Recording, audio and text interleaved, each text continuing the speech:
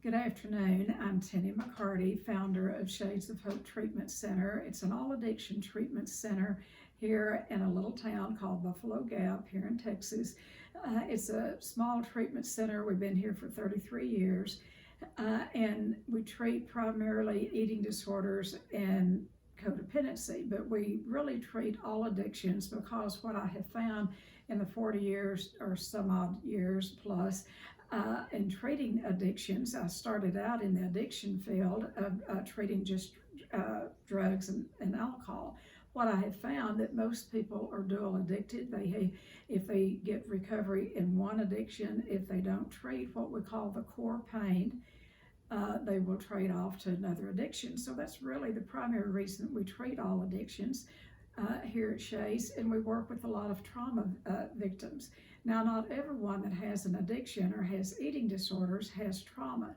Every addict I've ever worked with has core pain from their past, and it can be resolved in treatment when they recognize and get their story about their childhood. But trauma victims have experienced some form of childhood trauma in the form of sexual abuse, particularly, or it can be mental and emotional abuse, it can be intellectual abuse, spiritual abuse. So abuse is abuse, and it creates trauma. And the definition for trauma is a disordered behavior state resulting from severe mental or emotional stress or physical injury. So to have trauma, it comes with the aftermath of some form of either physical abuse, or harm, or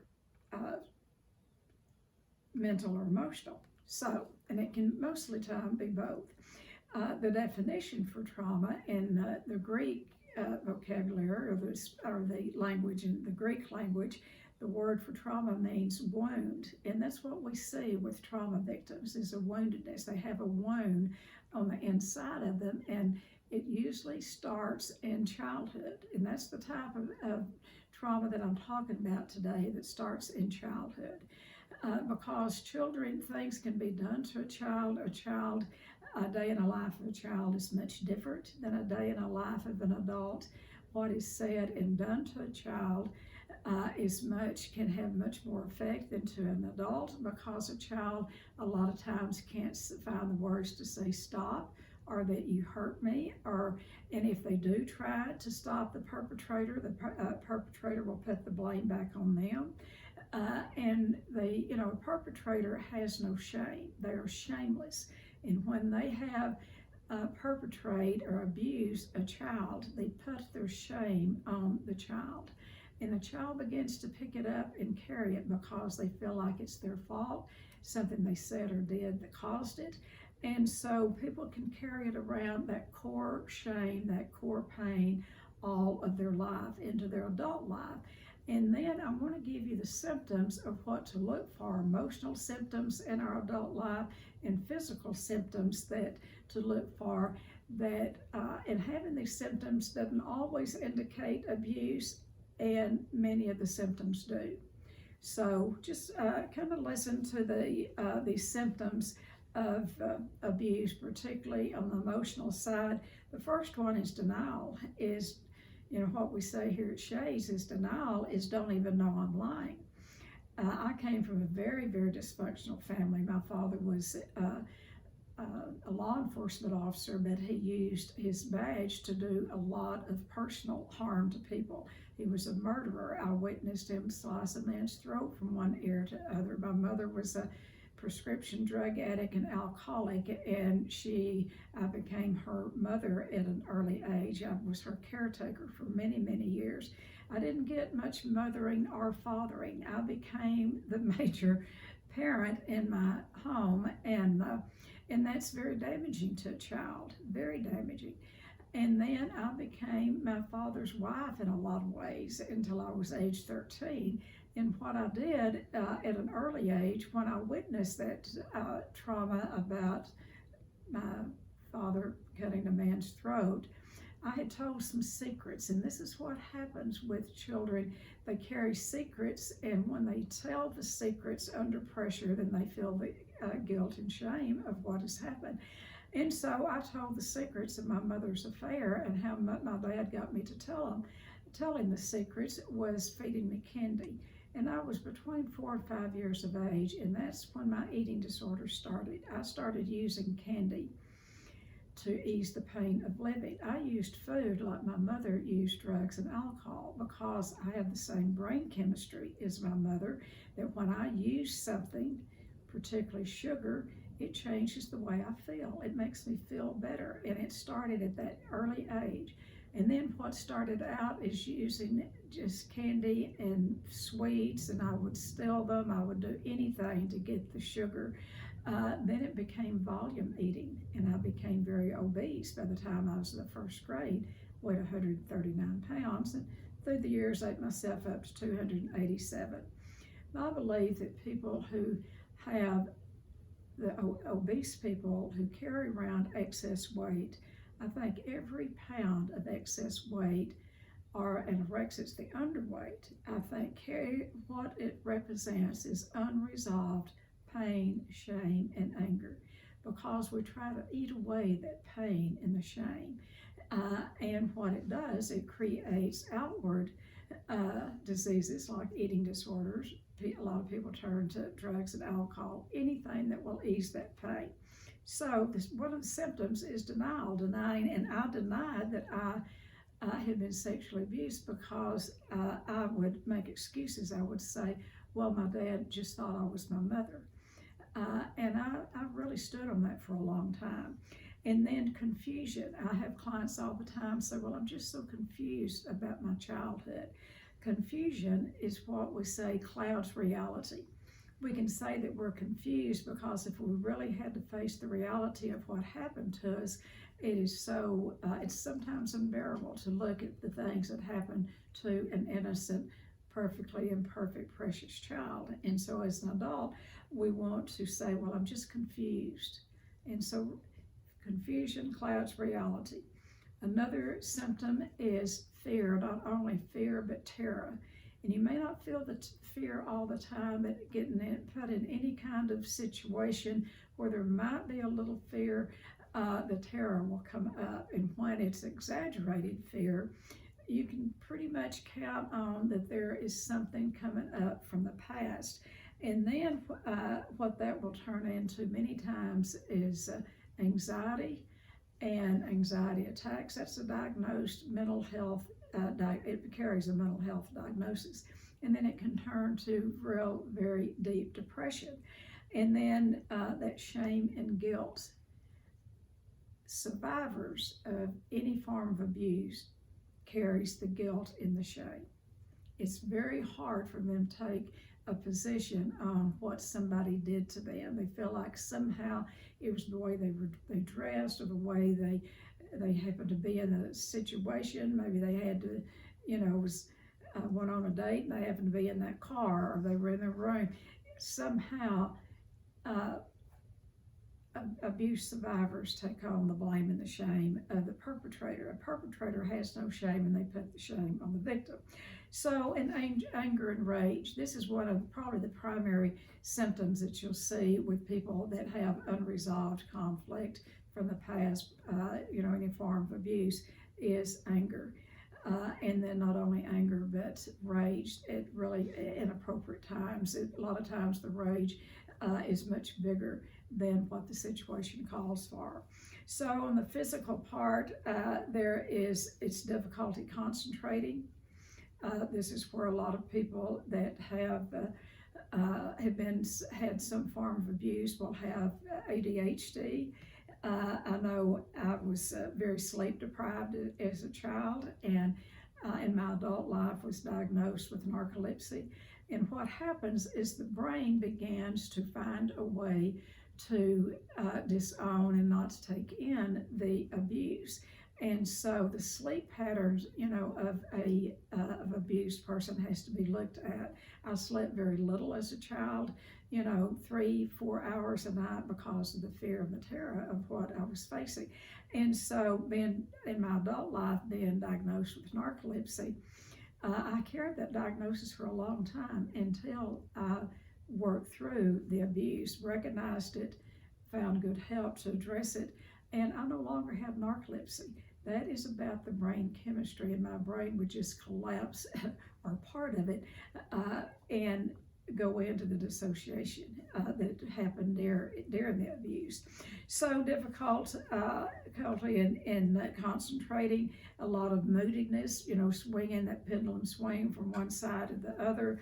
And it's very confusing to families. And if you're grown and have children, it's very confusing to your children, because one time you'll be happy and the next time you'll be an entirely different person, that moodiness.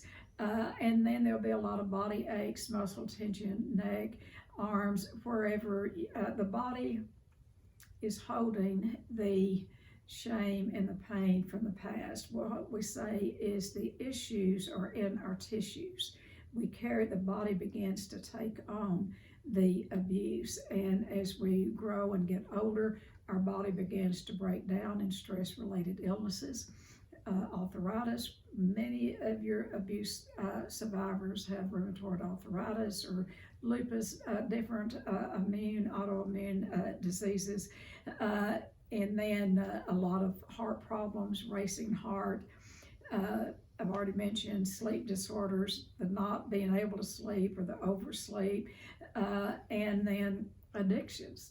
Now, not everyone that has an addiction, not everyone that has alcoholism or drug addiction or eating disorders have been sexually abused. The majority of them have the core pain that comes from childhood. It can be a different form of abuse.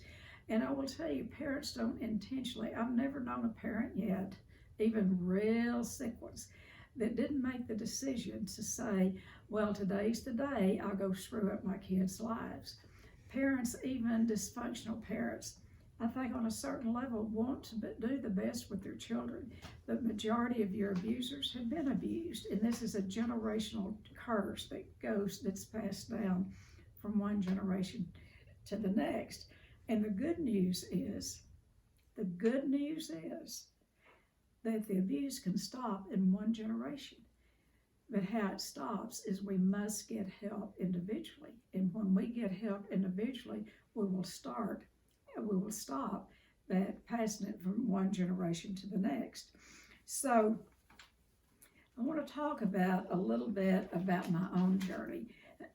And because I was a seeker of help, even as a little girl, I knew I had a certain knowing that there was a better way to live than what I was living. I read a lot. That was my solace. That's probably what saved my life. I did a lot of reading. I also found a little church behind a couple blocks from where we lived. Happened to be a little Baptist church. I was 8 years of age, and I went to that church diligently, and what those people gave me, they loved me unconditionally. So I found God in that little church, and so with that, I always had a knowing that I was going to be all right. And for some reason or other, even with all the abuse, I never blamed God. I didn't hold him responsible. I didn't. And I think that is by the grace of God, because a lot of abused people they don't want anything to do with God, particularly if they come out of religious homes. There is a high rate of sex abuse in religious homes, as well as there is in any type of home. In a lot of religious settings, there can be abuse. And so the thing about it is there is something that has helped me is about our thoughts. What we think, we act, is how we act. And how we act becomes a habit. And then that habit becomes a character, our character, or who we are. And so for me, my father was a rager, and I picked up his rage, and I became a rager. And I got addicted to the rage. And so when something would happen, in my adult life, if my kids acted out, which kids do, or my husband, whatever, did something, uh, I would think that they were doing it at me or to me, so would have that thought. And then I would have to act on it. And how I would act is I would rage and get angry, or I would get sullen and cry, get my feelings hurt. I had a whole spectrum of emotions, but my primary emotion was rage. And so my action became a habit. It became a habit to rage. When I didn't get my way or something happened, I would rage. And then that became my character. I kind of became known to be a rager and to be tough. And even when I put in a business, I would be abusive to my staff people. And so it was really my behavior. Now, I didn't start out seeking help for myself. Early on, I went to treatment in 1985. Now, that was for me. It was for my eating disorder. I had a severe eating disorder. So I went to treatment first in 85 to treat the eating disorder. And I got good treatment for it, got in good recovery. And the treatment center where I worked before I went, because I had done a lot of therapy and I had become a better person. I wasn't quite the rager that I was, and particularly at work. I became very loving, and my alcoholic clients just loved me. And they would call me their mother, and they'd want me to adopt them. I was just so kind to them. But I went to treatment for my eating disorder, and I stopped the massive amounts of eating and the bulimia that I was practicing. And I didn't have anything to buffer the feelings. And so when I came back and I went back to work, that rage was there, and it was there full blown. And so my clients quit calling me mother and called me Mother F, and they hated me because I had switched on them. I had gone from being a loving person to being a rager, because I didn't have anything to push that down, that pain, anger, and rage. And so what happened is I knew that there was help, but I still didn't really have it so identified as abuse from my childhood. I knew that there was, but not for me. And so I started getting training to help clients. So in 87, I went to an 8-day training up in South Dakota to learn how to treat people with different forms of abuse through experiential type of therapy. And what happened was some of my own issues came up. So I went back a couple of months later, a month later, and did the 8-day program for myself. What that told me is I had more work to do. And so I met a woman up there from Florida, and I started flying to Florida and to see her. She's the one that really helped me get the sexual abuse identified. So I got it identified, and I started feeling those feelings that's so bad they were choking me to death. So she referred me to a 30-day trauma program in Florida, which I went to that I was willing to follow directions. And that's what people have to do. If you really want to get better in any addiction or any problem with eating disorders or any form of abuse, find you a good team to work with you that know what they're doing around addictions and around treating trauma, and follow their directions. It's pretty simple. So I went to a 30-day trauma program. Now, I'd been in an eating disorder unit. I had 3 years of recovery from my eating disorder. And part of what I discovered is that I was a sugar addict, and because I'd used sugar for years. While I was down there, they knew nothing about treating eating disorders.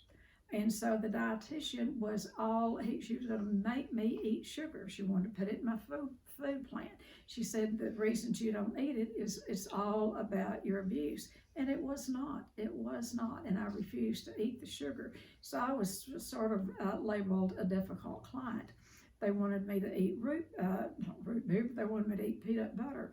And I couldn't eat a spoon of peanut butter. I would eat a 3-pound jar of peanut butter or a pound jar. I was a volume eater, so that was something I couldn't eat. And so I had problems with the dietitian not knowing how to treat my eating disorder. and it was up to me to treat it, and I did. I stayed on the program, but I got a lot of flack from the staff by not following the dietitians, and that's the thing. Dietitians are good, but many of them do not know how to treat eating disorders. They want to make normal eaters out of us, and sometimes the eating will be returned to whatever normal is in recovery. But right at first, most of us have to stay on some form of a healthy food plan, not a diet. And so it was that. And then there was 10 of us, women in the trauma program. And the gentleman that developed that program, he was also was an abuse survivor. And so he developed the program through his own recovery. And he did some good things. But he smoked, and the other 9 women smoked.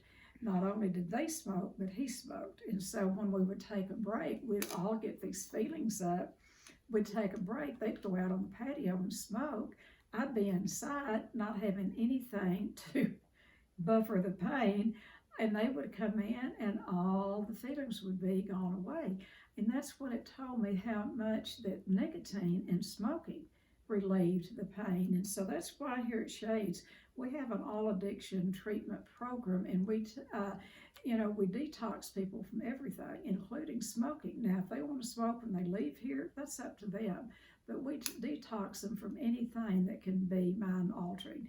And when it alters the mind, it alters the feelings, and the abuse issues, the shame and anger can't come up, that you can work on it.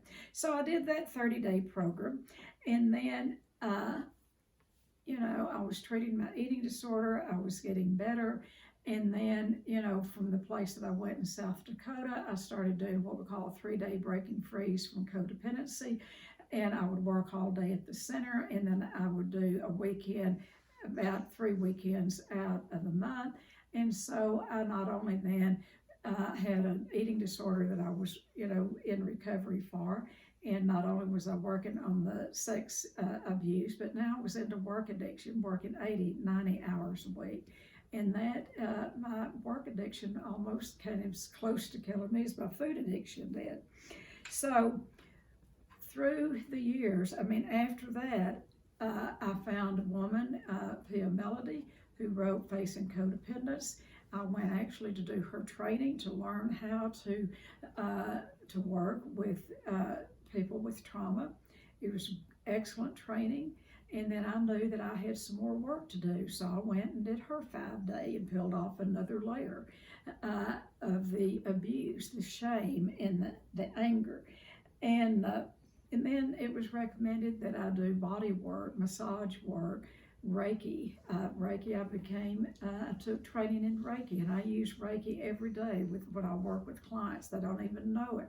It's more of an energy a process that's an energy intervention that you use with clients. So I did the training, and then I started using it with my clients. So what I'm saying is it took 10 years of different modalities, of going to different types of 5 days, 8 days, individual therapy, inpatient therapy. I did what I had to do to get free of the abuse. And in about 10 years, I woke up one day and I was done. I was through. And I can talk about the abuse today like news, weather, and sports. It doesn't have the grip on me that it had before. Yeah, when I think of my inner child, when I did inner child work at first, I hated that part of myself. I didn't want, and I blamed a lot on that innocent child. Today I have been able to embrace that part of myself. I had a client from Russia that I treated many years ago, and through her going through the process that we have at Shades, what she said was, I have taken a liking to myself. And that's what I've done through working through the abuse issues through the years. I have taken a liking to myself. I can love myself in a way, not in an arrogant, self-centered way, but in a way that I know that I am a child of God. I have faults, I make mistakes, but I'm not my mistakes. We all make mistakes, but we're not our mistakes. I have lived long enough to see my parents get very elderly, and they were pretty helpless and they needed help. I never did any work at all with my parents because they were so ill. They never found any recovery. But what I had to do in my adult life was to get past the abuse because I had worked on it. It was no longer running the show. It is no longer run my life. But I could take care of them and be a dutiful daughter in their aging, dying years, and I could go in and, like with my mother, rub hand lotion on her arms and legs. And my mother was abusive to me up to the day that she died, and verbally abusive. And so, just because you recover doesn't mean the family will. But each one has to do their own individual work. And I will tell you, my family and my family today of 4 children, my husband was passed away 6 years ago. He had 32 years of sobriety in Alcoholics Anonymous when he passed away. He did his work. He was also an abused child. I did my work, and each one by one, our children have had to do their work because they lived with an alcoholic father and a raging mother. I did more harm to our children than my husband did. And so I'll spend really the rest of my life making amends to my children. The way I do that is I amend my behavior. I don't act and treat people the way I used to. The rage no longer serves me. I do not have to rage. And it ruled my life before. And I never really knew that it started in childhood. And so there's so much more that we can talk about the trauma and how to heal from it. But if you have or know anyone, or you yourself are suffering from any form of trauma, give us a call at Shades. I do, my daughter and I, we do a 4-day intensive, and this is what we work on, childhood issues in that 4-day intensive. And I hold it to not over 6 people. And then we have inpatient program, 42 days for people that are active in addiction, or that they are come in for codependency. And in that time, we work on anything from the past, particularly the childhood. So I hope this has been helpful. And if you do know someone that needs help, or if you do, give us a call in the office, and we do free assessments, and you can get an idea of maybe where the level of where you are and what you need to do. Not everybody needs inpatient, but there has to be a starting gate. And be very careful who you choose professionally to work on the trauma with. Make sure that they're trained in trauma, and it's not about a faulting therapist. If they don't have specialized training, they will do talk therapy with you, and talk therapy does about 0. It does not help trauma work. It'll help at first for you to tell your story, but after that, it takes a different type of shame and anger reduction work and getting the feelings out of the body. So I hope this has been helpful. Let us know, call us if we can help you at all. And in the meantime, take care of yourselves through this pandemic, and know that stress is not trauma. It might feel like trauma, but it's stress. And if you are living in a traumatic situation, take care of yourself and find a way out of it. And so with that, I'll say have a good day. Thanks.